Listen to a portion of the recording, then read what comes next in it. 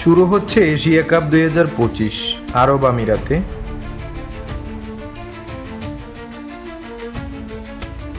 বাংলাদেশ দলকে নেতৃত্ব দেবেন লিটন দাস, সাথে 16 জনের শক্তিশালী স্কোয়াড।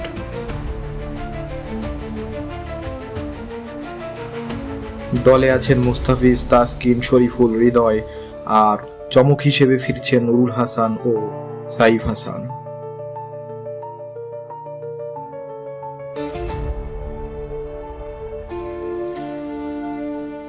তবে বাদ পড়েছেন অলরাউন্ডার মেহেদী হাসান মিরাজ। বাংলাদেশ খেলবে হংকং, শ্রীলঙ্কা আর আফগানিস্তানের বিপক্ষে। তুমি কি মনে করো এশিয়া কাপে বাংলাদেশ ফাইনালে যাবে?